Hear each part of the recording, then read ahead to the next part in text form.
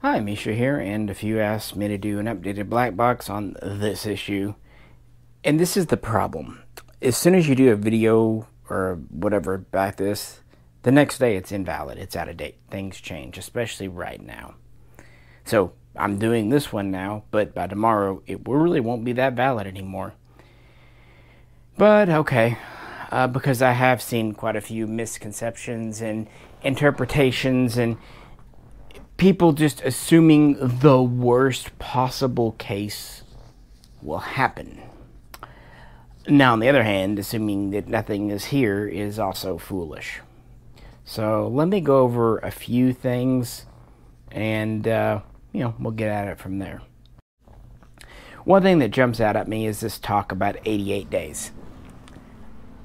This is a miscommunication. It's not true. Yes, I know, blah, blah, blah, deputy, ATF, gun show, blah, blah, blah, shot show, whatever. He was talking about a NICS check. Now, whether he was intentionally obfuscating or was being asked 100 questions at the same time and didn't understand what he was being asked, or maybe just didn't know himself, here's the deal. If I'm filing a Form 1, even a Form 4 for a transfer of an SBR, SBS, as Dave at JDI said, if it was 88 days or it's automatically denied, no Form 1 or Form 4 would ever get approved. Anyone who's ever filed for an actual SBR, you know it almost always. With some exceptions, I know, but almost always takes that long or longer. I had one take 13 months once. NICS checks are a little different, but that's getting a background check done to purchase a new firearm. Basically get a new serial number gun in your hands. For a Form 1 where you're seeking to remanufacture a gun, and I'm talking about SBRs because we really don't know how all this crap will be worked out yet. But all I can do is assume you've already done a NICS check. Let's say, sorry, getting ice. Let's say I've got a KP9, just because it comes to mind, and it's a pistol, and I want to make it an SBR, okay? I was already NICS checked on it when I bought it. So when you do a Form 1, that's a different level. Now, are there checks and stuff? Oh, heck yeah, fingerprints, all that good stuff. But the serial number doesn't change. Yeah, you put new manufacturer on it and all that stuff, but serialization and all that, it's the same gun, and they know that. So if I want to make my KP9 into a SBR, I get my packet together, send it off, and then I wait. And it can take a few weeks in some instances if you're really lucky, or like I said, a year. So no, presuming that it's handled like that, because they're already guns you own, or like a Form 1, the 88-day thing is it's just not right. Not saying there aren't other issues, but no, not that one. Now, pursuant to that, since I did my last video, some more stuff has come out about the free registration, and now there's requirements. Fingerprints were assumed, but now it seems to be, and again, this could change, but now they're wanting a picture of your gun with the brace on it. That is new. That's not what they do when you do an SBR. For obvious reasons, they would not want you to take a picture of a pistol with a stock on it when you're still seeking to make it into... This is what's weird. With a Form 1 or a Form 4, which is a manufactured gun versus manufacturing it, you're seeking to change the gun classification. Once you get your stamp back, then you do it. This is something that's already done, and they know it's already been done, possibly for years or even a decade. Yeah. So the whole picture thing, I'll be honest, that is concerning. However, I don't know what the ATF would do with millions of pictures. And by the way, when they say picture, do they mean actually print it out on paper? Most people don't have a printer that would do that. Even I just have a black and white printer now, because why do I need a color one? Do they have photo paper? Or they obviously don't want you taking your gun into, I don't know, Walgreens Photo Center, right? This isn't the day of Polaroids. We can't just snap a Polaroid or even get filmed. What the fuck do they think is going to happen? They obviously they haven't thought this through yet.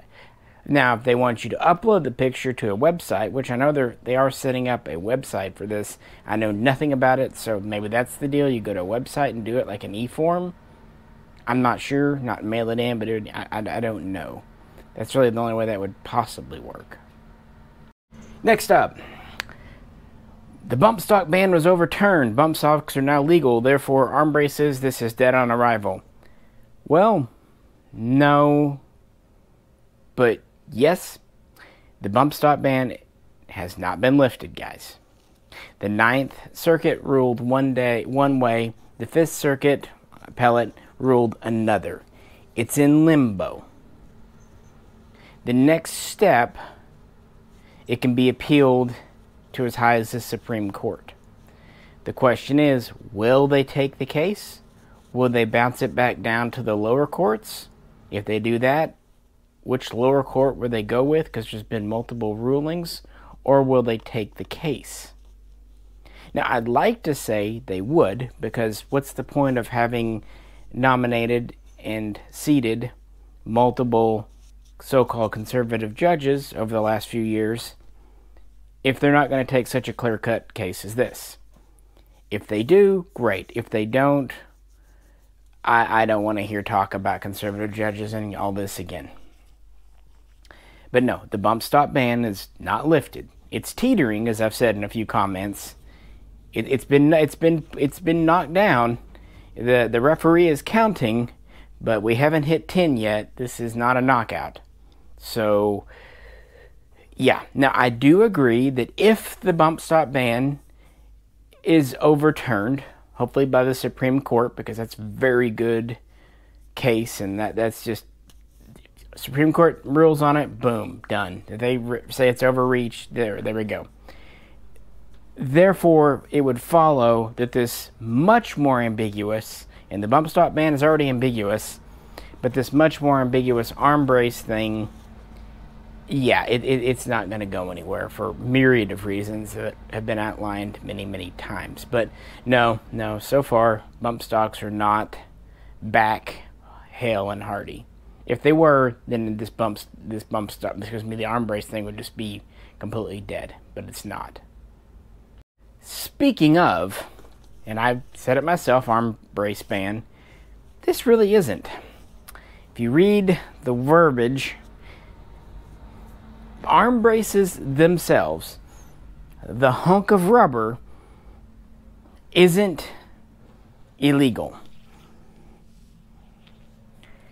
But what you do with it and where you put it is, which is the same thing. But the reason they're doing this is they're not actually saying that if you have an arm brace in the closet just sitting there by itself, it's inherently wrong. What they're saying is you cannot have it on a gun, essentially, a pistol, rifle, whatever they want to classify it.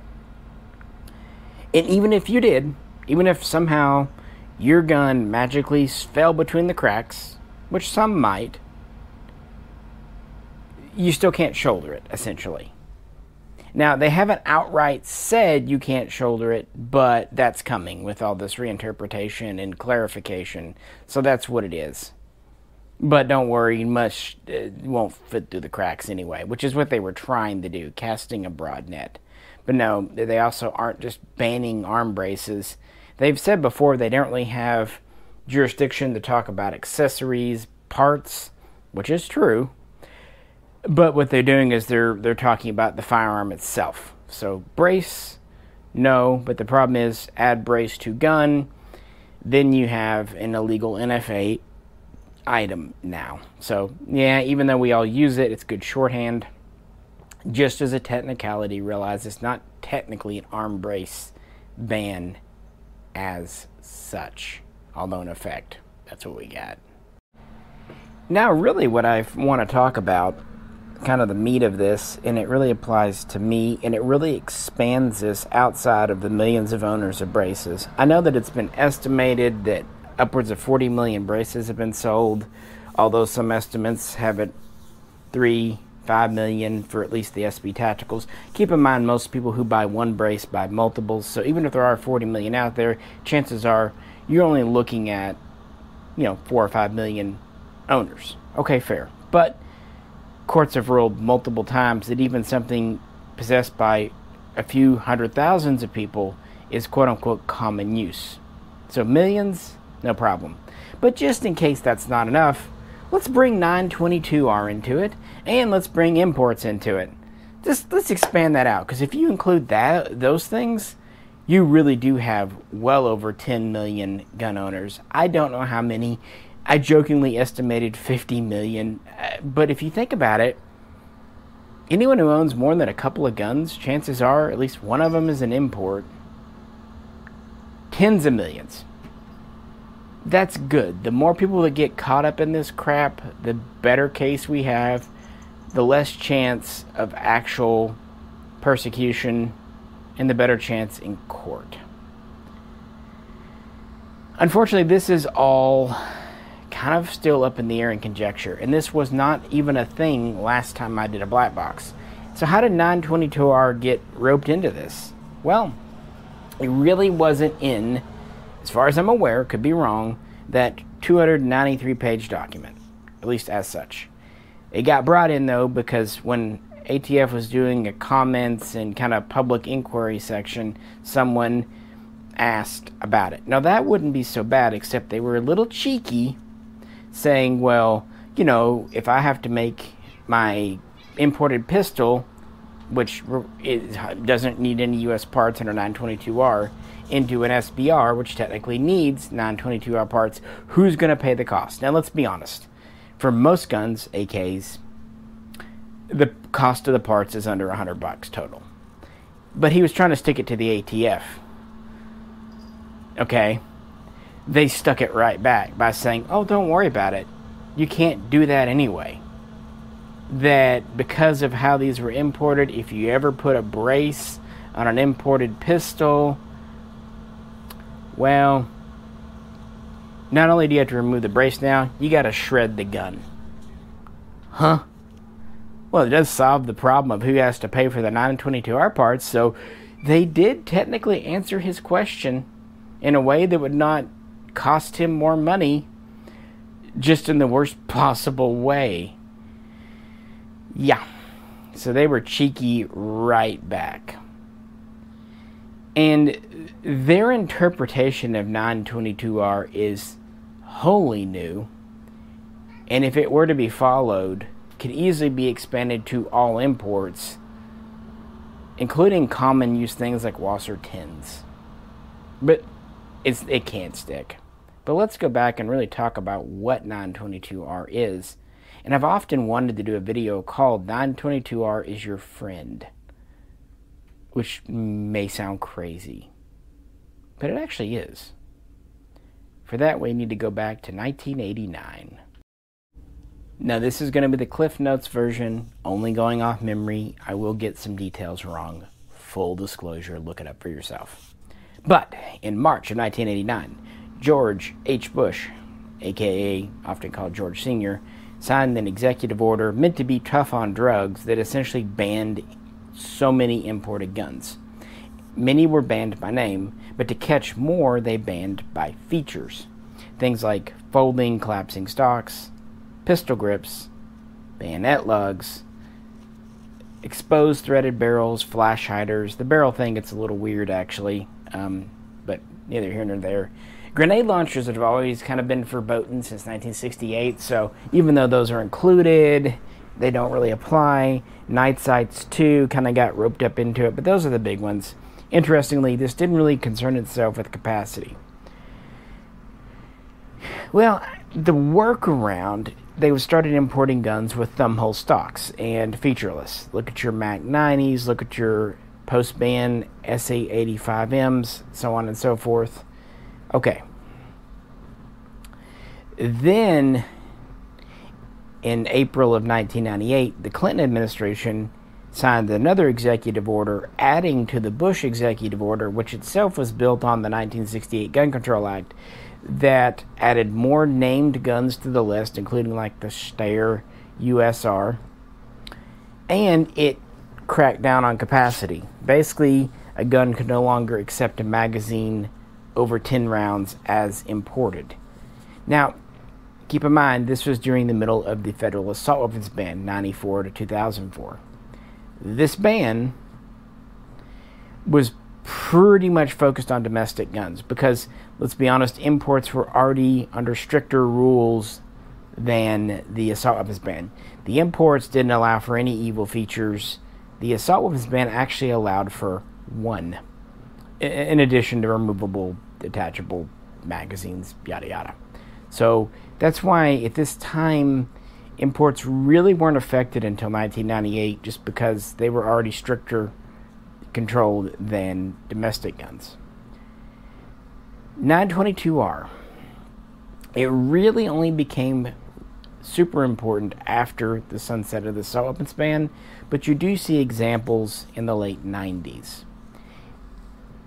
As imported and to comply with the 89 and later 98 executive orders, guns had to have things like thumbhole stocks. What if we want to put a pistol grip on it? What if we want to have a standard military style stock? We're talking during the assault weapons ban. Well, 922R was kind of dreamt up because they had to define, when they were creating all this back when's a gun an import, when is a gun domestic made. So they came up with this parts system.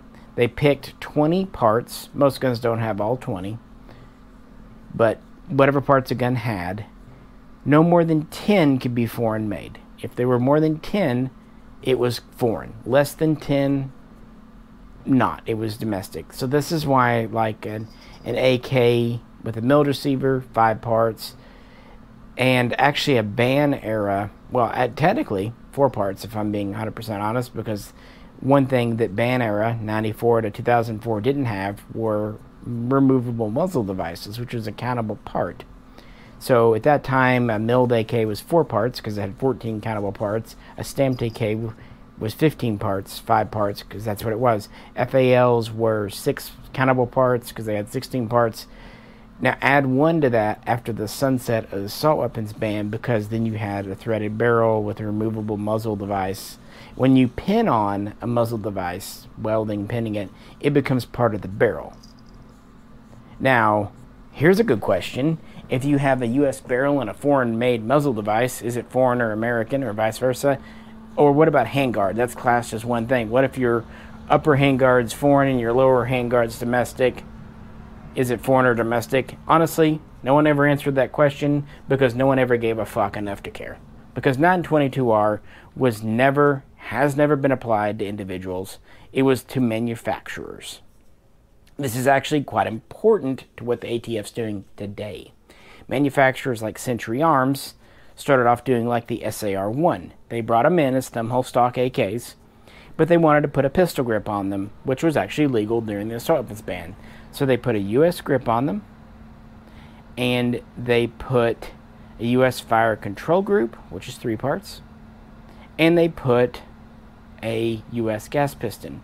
Now, they did want to use a U.S. mag, which is an easy 3 parts today, because back then, the assault weapons ban meant if you wanted a mag over 10 rounds, it had to be pre-September of 94. So they wanted to be able to use pre-94 AK mags and that, because that's how you could still have 30 rounds. Grandfathering in, because the assault weapons ban, as was the import ban before, were both proactive going forward, not retroactive. Hence, pre-ban is a classification and grandfather is a common term in use. That's also very important for what's happening today. Okay, so people started pulling off thumbhole stocks, putting on pistol grips. Also around this time, you started having people assemble guns from parts kits. Back in the 90s, kits from Eastern Europe and also NATO nations that were retiring guns like the G3 and FAL were coming in. So typically you would have a U.S. receiver, and then you would need some other U.S. parts. These had the original barrels at this time. So kit building became very popular in the late 90s, early 2000s, myself included. That's the first time most people heard about 922R. How serious it was taken, it wasn't, I'll be honest. It was know this exists and don't be an idiot and flap your lips. You know, throw some parts on if you want to sell it type thing. But that was informal. This became much more important after the sunset of the solvents ban, because now, in addition to pistol grips, people could have folding stocks, collapsing stocks, bayonet lugs, flash hiders, threaded barrels for other things.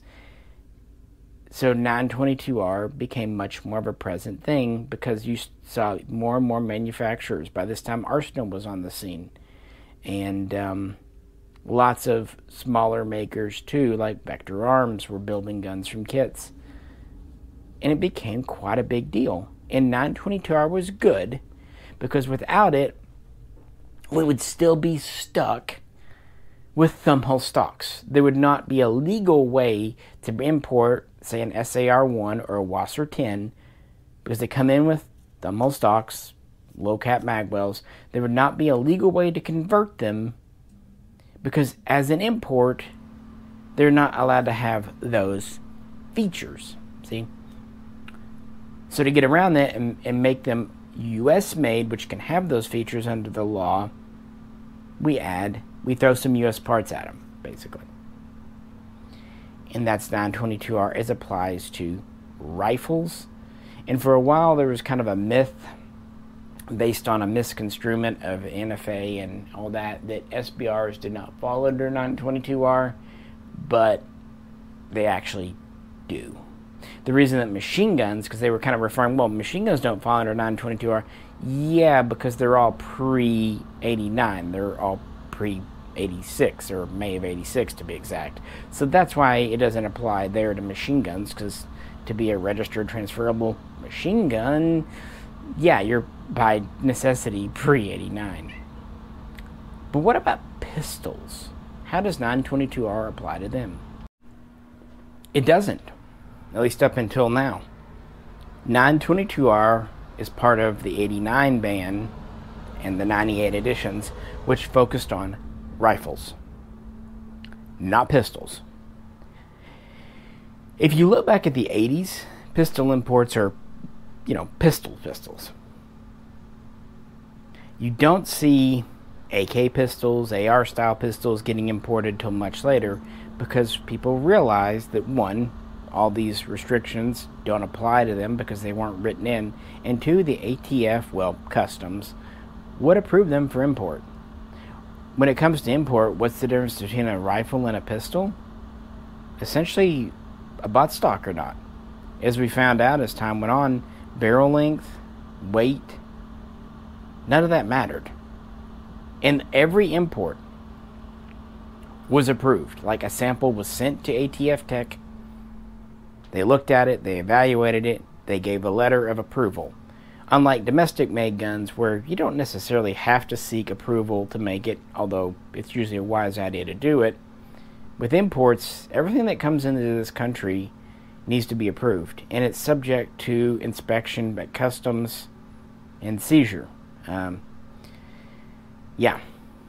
So every pistol we've got, the ATF gave the thumbs up to. Well, again, you know what I mean. This is great because we don't need to fool around with low-cap magwells. We can have bayonet lugs. We can have any feature we want except shoulder stock. They don't import pistols with shoulder stocks. However, Armbrace has gave us a new opportunity. Today, the minimum requirement for a barrel for a rifle, standard rifle, 16 inches. In the past, it was 18 inches, but it was lowered several decades ago to 16. Under 16, if you want to put a stock on it, boom, SBR. So if we imported a pistol, HK SP5 with a 9-inch barrel, and you don't want to SBR it, which would get it under 922R, put in parts, you could put an arm brace on it. Now, I've talked about the evolution of arm braces in separate videos. I'm not getting into that here and now. This will be long enough already. But that lets you take what would be an unwieldy and frankly unusable, maybe even unsafe pistol, making it safe, pleasant, and practical to use. Boom. But what if your import, which is a more recent thing, had a barrel 16 inches or greater? We see more and more of these now. The earliest one I can remember, and I'm sure there were previous, but was the ATI AT94P, which was an MP5 type with a 16-inch barrel, imported as a pistol by, well, ATI from Turkey. It was an MKE. With those, because the barrel was over 16, adding a stock did not make it an illegal SBR, because it didn't fall under the definitions of a short-barreled rifle under the NFA. It was classified based on its size, needed to have an overall length of 26 inches or more and a barrel of over 16 inches or more, which it did with the stock on it. Now, to comply, people would put on some U.S. parts. So basically treating these pistols the same as an imported sporter rifle like a Wasser 10. Get it? So if you want to take the thumbhole stock off a Wasser, you throw on 6 U.S. parts. If you want to take a imported pistol with a barrel over 16 inches and put a stock on it, you threw on a certain number of parts. Let's say it's a Draco. Another way you could do it as well, and you've seen me do it, pin and weld the barrel extension on, if possible. My Bren 2 is a good example. Then your barrel is technically 16 under the law. You can add a stock. Because there are a lot of guns I never wanted to put a brace on because they were ugly and I didn't want that. So that was always another way too. Again, adding 922R parts as necessary. And since the assault weapons ban is over, you can have mags of any capacity these days, and this has been the law of the land for coming up on 20 years so far, for now. 3 parts were easily there with a US mag. Like that Bren 2, easy peasy, because it takes AR mags. So I would probably have to look to find a foreign AR mag in my collection. I'm sure I have some, but it's not a problem to put an AR mag that's US made in one. A lot of guns like the AK, a trigger group, is another easy part. So that's kind of where we stood, and that were our options before really now. So we get to the present day and this ATF comment response.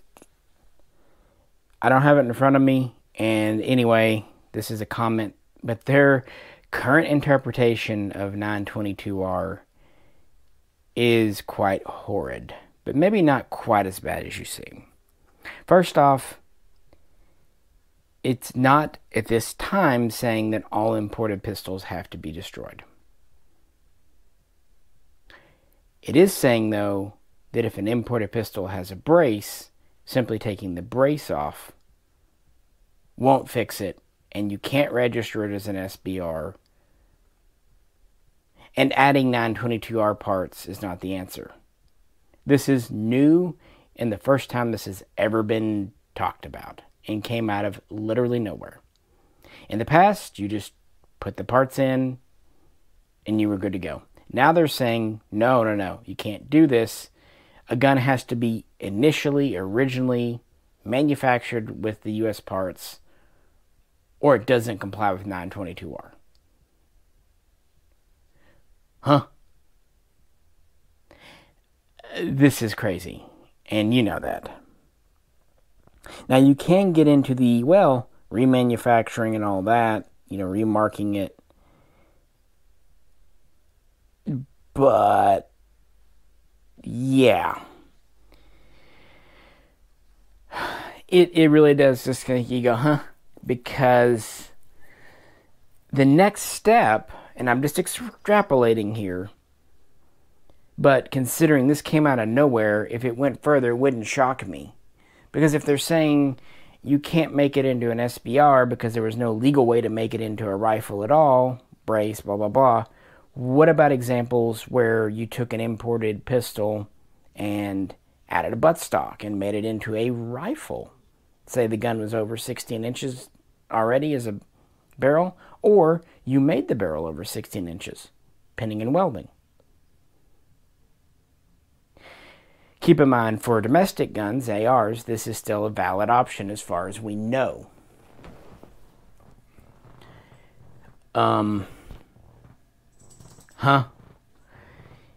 Now, one thing I'm wondering is, in the way they worded it, are they thinking these guns were fitted with braces overseas and came over with braces and thus were already SBRs under their current definition? If so, there's some good news there. Pretty much all your imported pistols, as far as I know, none of them come over with a brace on them. Braces were added here by the manufacturer or manufacturer importer. So if they're just looking at, did it have a brace on it when it came into the US of A, then the answer is almost always, if not always, no. So we're okay there. The weird thing is, it opens up to the fact of, can you put US parts into a pistol and then make it an SBR? Not even under this, but maybe under the standard NFA. Because in the past, yes. If I wanted to SBR a Scorpion Evo 3, I buy an SBR kit, which CZ sold, that had requisite US parts, and then I filed the form, and then once I got my form back, I could put my stock on, and the US muzzle device, US follower, and all that stuff, and I was good. But if you look at this, it could be interpreted, and I'm not trying to fearmonger, but this is how these things go, that slippery slope, that you can't actually put a stock on an SBR any imported pistol. I don't know, and I don't think they've thought near this far through it. I really don't. But it is something to consider.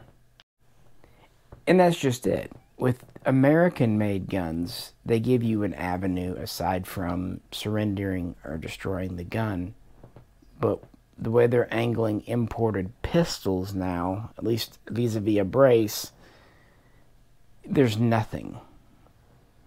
Now, I do want to briefly say that some people have been concerned that if you take your brace off an AR pistol and then you add a pistol receiver extension buffer tube, that would still be illegal. No, that's another kind of fallacy.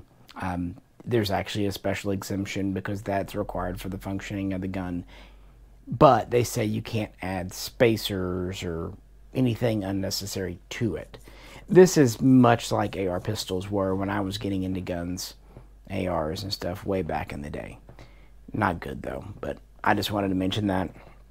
But with imports, this exact thing is really weird. And it doesn't really address regular rifles. If 922R, for example, a Swiss 551, which has a 16-inch barrel, or some of them have 17.8, adding a stock and then US parts, is that possible?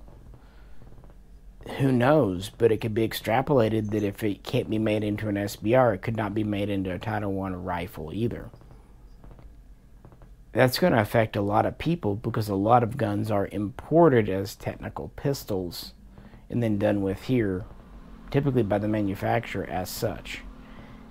And the next step could be rifle on rifle, for that matter. So if they decide that 922R can't be used to help pistols,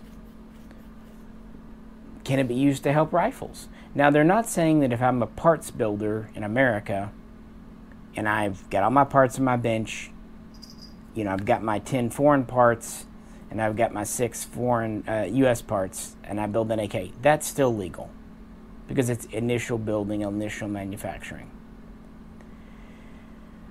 But if I import a gun, like a Wasser 10, as a compliant sporter, it's built in Romania, comes over here as a complete working gun, it goes bang, bang, bang, and then I want to remanufacture it, can I? Yeah, if you brought over a gun registered as a sporter, compliant with 89, 98, going on this logic, it could be expanded, which they are very willing to do and able to do currently, to say that even throwing some US parts in and selling a Wasser with features, that could be considered worst case. Also, in violation of import regs and illegally brought over. They're willing to say that a brace pistol was illegally imported as an NFA item per 1968 GCA. They could equally say that a non-sporter compliant gun imported is in violation of 8998. Could. And then what?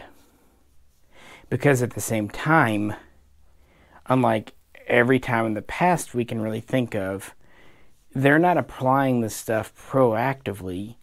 They're trying to apply it not just retroactively, but long-term retroactively. 10 years in the case of Armbraces. And that's the problem here, and that's what's new. And how did we get here? Honestly, things are going pretty well for us after the sunset of the assault weapons ban. And they went really well for a long time until some various public outcries, 2013, 2014, events that I actually do greatly sympathize with, and kind of a push for gun control. Not much came out of it at this time. There was a bit of waffling on arm braces in early 15, but that was settled a couple of years later. Things were generally good. Imports were being approved. It was a booming business. The real killer came in 2018 with the bump stock ban, as we'll call it. And that's why it's so critical. That's what this is all founded upon. Now, bureaucratic agencies in America have been gaining power for a very long time.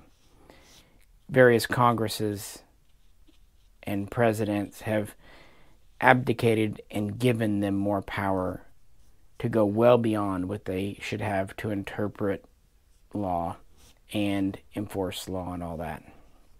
But in 18, a bump stock was found at the Vegas shooting, and the president at the time, Donald J. Trump, directed the ATF, which is part of the executive, part of the Treasury, to make these illegal. At first, they pushed back, saying, we can't. We don't have the authority. Essentially, and this actually goes back to some stuff involving the EPA too, with their expanded authority, which is, at least luckily in some cases, been struck down in court. Carbon emissions come to mind. Anyway, he basically said, I'll give you the authority and permission, and since he was in favor of it, Congress is in favor of it, it went through eventually. They were able to kind of twist and wiggle around and go back on their previous approval of bump stocks and make them verboten. Should be acknowledged that at this time, Feinstein and Pelosi actually applauded Donald Trump, something they'd probably never admit to today. Well, to be fair, Feinstein probably legitimately doesn't remember it. But this is a very pro-gun control thing, guys. We have to face facts. You ever notice that, when the Republicans had the Congress and Senate and the presidency, no one submitted a bill to abolish the ATF then, when they maybe possibly could have put it through? Yeah, Matt Gaetz has done it now, when the Democrats nominally control the Senate and definitely control the White House. It has no chance in hell of passing, which is the point. It's performative. And that's what frustrates me, because I don't feel like either side is pro-2A. And I don't feel like either side really does what they say they'll do when it comes to loosening gun restrictions. The Democrats do push stuff through when they get control. But to be fair, they said they would. The Republicans promised to be pro-2A. And I understand at times like these, when they don't really have the power, there's only so much they can do. But in times like 2017, 2018, when they did have control of the government, what was done? Look for yourself. The bump stock ban. Now, it is positive for this that Supreme Court justices were nominated and approved, kind of stacking the court in that favor, which is why I'm actually holding out hope for that. But that's about the best thing we can say about this period. And that's not directly a 2A thing, that's just kind of a conservative thing in general. But with this expanded authority they had for the bump stock ban, why not? They never really liked Armbraces. They tried to go back, like I said, at 15, but then they had to recant that in 17 when confronted. But with new authority after 2018, they started planning. And the first victim was, of course, Q with the honey badger in August of 2020. But there was so much hue and outcry that they ended up putting it off to post-election, kind of probably seeing what way the winds would go. But if they didn't get a bunch of pushback, and that's good that they did, that people spoke out about it, but if people had kind of remained quiet in September of 2020, we could have seen this bump stock thing years earlier. As it happens, 2021 rolls around, and we know where Joe Biden's at when it comes to guns. He's been that way for decades. He has been consistent. Consistently awful as far as we are concerned, but consistent. I'm actually amazed he didn't push an executive order through early on. But in the spring of his first year, he did say he was going to be, looking for gun control measures. And then, of course, we had more tragedies, and that gave more public support. And they didn't actually, I know this is going to shock you, look at hard questions and try to answer them and try to find real ways to stop gun violence or at least reduce it. They again did performative legislation, low-hanging fruit. This included arm braces, something the ATF was always kind of about, even though they approved them. And also pistol imports. These started to pop onto the radar around the same time. And also 80% receivers, and then you started hearing the term ghost gun. Of these, the only one that I could say could potentially, maybe, possibly, theoretically help would be the ghost gun thing, the 80% thing. I've talked about why in other videos, you know the deal. Unregistered guns out there being made by whoever. If nothing else, I don't really like the idea of someone who doesn't know what they're doing making guns, which could be potentially dangerous. No heat treats, all that stuff. Neither here nor there. But arm braces, and really even bump stocks, except for time, and imported pistols, because most of them are, let's be honest, quite expensive. They're more Gucci guns than run-of-the-mill guns. These aren't guns being used in crimes. And yeah, we live in a big enough country, and given enough time, you can find the one incident, like Las Vegas with the bump stock, of it being used criminally. That discounts the hundreds of thousands of users over years who've never done anything bad with them. You know the deal. I don't need to tell you guys that.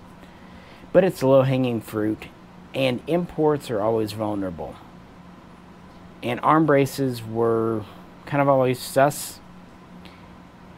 And there's a lot of people who, if they don't own it, they don't care. And that's a shitty attitude to have. I grew up with it in the 80s. People looked at the SP1, the most common AR at the time, or Chinese AKs, and they said, well, that's not good for anything but killing people. Because in their minds, guns were for hunting. So if you couldn't hunt with it, which, by the way, you actually could with those, but it wasn't useful. They didn't own it, so they didn't care. Well, this attitude has gotten a lot better because ARs and AKs and such have become much more common because of newer generations. Let's be honest, thank you millennials for that. But a lot of people didn't own bump stocks, so they didn't care. And I think it was perceived that arm braces would be the same way, that arm braces weren't that common. But they are. They're very common. As common as anything, really. And that's where the outcry has come from and why it was initially pushed back in 2020 until now. and why there's been so much engagement now, much more than you ever saw during the bump stock ban. Now, I think part of it is we do have a Democrat government, and that does tend to make pro-2A people more vigilant. I warned, you can go back and look at my videos, when Trump was elected, don't rest on your laurels. And that's what, unfortunately, people tend to do. Whenever Republicans get control, they sit back and they don't monitor. That's the problem. So they are monitoring now, and it has raised that. But pistol imports were always a thorn in their side, too. And while the Armbraces have gotten a lot of attention, they had worksheets and things about banning pistol imports as well. Something I'm very aware of because that's part of my job. And I think that's exactly why the pistol imports have started to kind of get sucked into this whole 293-page Armbrace thing. And it's also what concerns me. Would they stop at import pistols? Or would they start looking at import rifles? Because this ends up seeming like it's a catch-all thing. And if they get away with this, what's next? They can do anything. They can reverse any decision. They could go back and say, you know, we approved the SP1 back in 1963, but we changed our mind. Now all ARs based on it are illegal. Or, you know, we approved the importation of Chinese AKs in 1982, but nah, we changed our mind. Now all AKs are illegal. If we set this precedent of not proactive but retroactive law changes with no exemptions, no understandings, where does it end? And not just with guns, guys. Far from it. Anything. And keep in mind, this is not going through even the president directly, although with his tacit approval, of course, in this instance. But Congress, nothing. No elected official has directly contributed to this. And that's why the court system is kind of our last best hope, and why having a 3-tiered system is good. This is nominally happening under the authority of the executive. And yes, it does frustrate me, if I'm being honest, that Congress, with everything like this going on, is not focusing at all on this. They're focusing on issues that affect far fewer Americans, even some that are basically none at all. But again, it's performative. That's what it is. If they were to stick their necks out over this, they'd actually have to do something, and they actually might get accused of, you know, doing something bad. So they'd rather just not. And that's where we're at. And that gets us to the courts. But the bigger a net they try to cast here, the more millions of people and tens of millions of guns they try to suck in, the more impossible this all becomes. I've said this before, but just think about it again. If everyone registered their brace pistols, at least they could,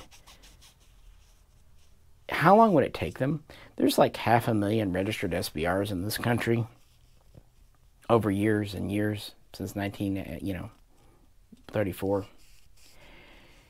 And it still takes them months, even a year, to do paperwork. Even if they fast track it, they'd either have to hire hundreds of new employees, which cost lots of money, plus train them, or take everyone off any case, and they would only be doing this for the next, 2 decades, which means instead of agents actually out in the field, maybe actually doing their job of keeping guns out of the hands of drug dealers and criminals and making sure that FFLs actually aren't selling guns out of the back door, they would be processing pointless paperwork, harassing innocent citizens. I know you like to think, well, the ATF loves doing that. They still have to have manpower.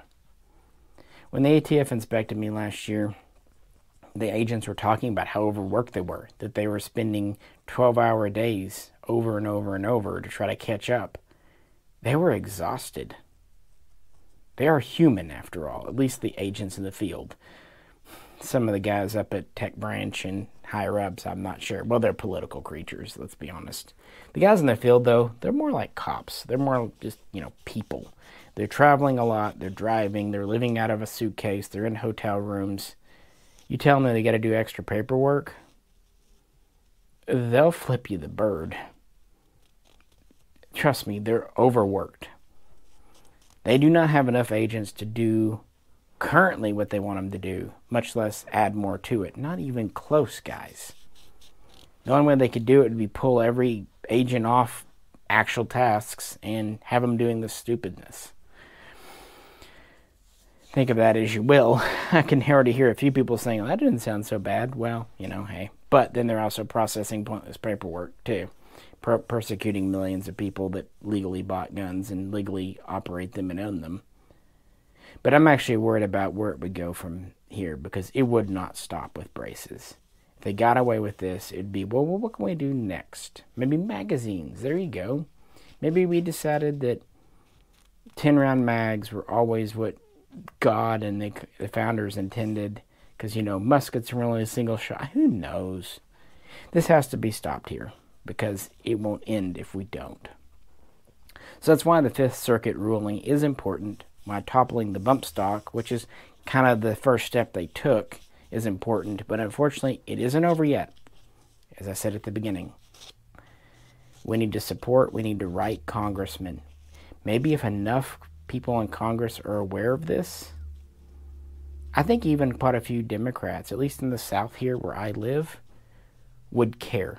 Because when thousands of their own constituents, people who vote for them, get upset, I know plenty of Democrats, here in Arkansas that is, that own Armbraces. I do. In fact, I've got a really good friend who's a staunch Democrat.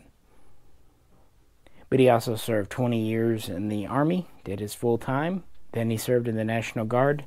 Then he worked on a river, loading boats and things. So, don't tell me he's not a real man. He just happens to be a Democrat, which is his prerogative. He owns brace pistols. Although probably after this, none of us will own brace pistols, right? Which is a good thing to do. If you're going to non-comply, I'm not saying don't do that. What I'm saying is don't advertise it online. Because once you put something online, it's there forever. Don't give the ATF ammunition to use against you. Quietly do what you know is right. You know and I know that we bought braces or braced pistols. I'll be honest, I didn't put braces on hardly any guns.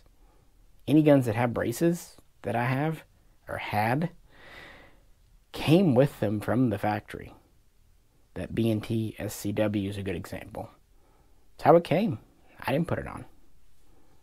It was legal when I bought it. So, those are my thoughts. But things will change, and probably even before I can upload this video, they will change.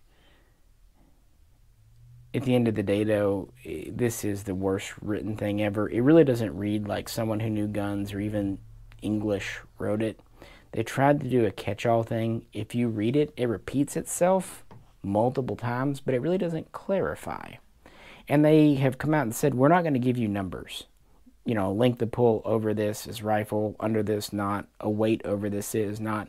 They think by doing that it gives them more discretion. But what it does is it gives a loophole big enough for a 747 to fly through in any courtroom for any lawyer worth his paycheck to use. So it's actually good that they've tried to go so vague. And it's so obvious from a legal point of view, I have to wonder if they don't know this and if they don't think they have an ace up their sleeve. Because they're not stupid. At the same time, I don't think they're as omniscient and diabolical as people give them credit for. I just don't think they're that smart either. People accuse that, they're setting a trap for you.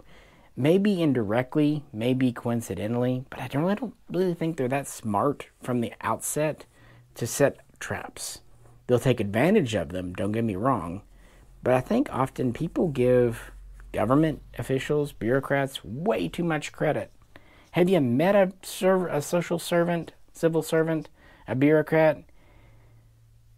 I'm not saying they're dumb, but most of them do the minimum amount of work they need to appease their job. Yeah. And I have to wonder if they realize just how much extra work they just made for themselves. I will say this, when this goes to court, if it even gets that far, because it could just be tossed out, revoked. As of now, I'm recording this on Tuesday. It still hasn't been posted to the National Registry. It should come up any day now, but it has not yet, strangely. I honestly thought it'd be up by now. It might be by the time I get this video up. I don't know. But it still hasn't even become that much. And actually, just today, they sent a change. Last week, they sent an email to FFLs for kind of an educational seminar you could attend at the end of the month for it, virtual seminar. They sent out a retraction of that and then posted a new one. So they're already making changes, I can tell you. Kind of makes me wonder what's really going on behind the scenes, especially because last week was SHOT Show. Now that everyone's back home and doing their thing, the ATF's powwowing, I think there will be a lot of changes very soon. And depending on how the bump stock ruling goes, we'll see. We will see. So I would say our best bet is just to kind of hunker down, not get worried, not get upset. I mean, after all, who by worrying extends their days. Just, take it day by day. Don't worry about the worst case that possibly could happen, because it may not. Until it does, don't worry about it. We'll deal with challenges as they arise. No reason to give ourselves nightmares more than we already have, guys. And the thing is, too, we're not alone. Millions of people. And if they start involving import pistols and all that, tens of millions of people. What are they going to do? Make an entire state a prison? They don't even have the manpower to do that. That's not... As the old saying goes, they've bitten off more than they can really chew. So those are my thoughts as of now. Speaking of chewing, I'm hungry, so I'm going to go. I can do another one of these because everything is ever-changing, and this document is so long that reading it all is nigh on impossible. That's the difference. In the past, you could read an ATF document, even a 12, 20-pager. This was designed to be confusing and daunting. And again, that actually works in our favor when it goes to court. In my experience, judges are pretty decent people. In my experience. I know you'll say, oh, but this and this. I know. I'm just saying in my personal experience. In my personal experience, our local ATF field agents are decent people. They certainly helped more than they've hurt me, I'll be honest. There are times I'm sure they could have rejected me and shut me down, and they didn't. Now, they fully told me last year, yeah, things are getting tight up top, and they're really putting a lot of pressure on the agents to do things and criminalize things that shouldn't be. So they were honest about that. Which is why I say we need to be polite. Just like if a police officer pulls you over, you don't spit in his face and antagonize him. You comply as best you can, and then you fight your case in court. And that's probably where we're going to end up if it even gets that far. And it's hard to say what actual enforcement will be versus what the papers say, because look at 922R. People have argued for years online that it applies to individuals, to owners. The reality is it's never been applied by the law to them. It's only ever been applied to manufacturers. But that's just where we're at today. Alrighty, guys. Hope everyone's doing well. And as I've always said, just don't worry about it. I mean, no, I guess that's not right. Do worry, but moderate it. We'll get through this. This too shall pass, one way or the other. This is Misha. Catch you very soon next time.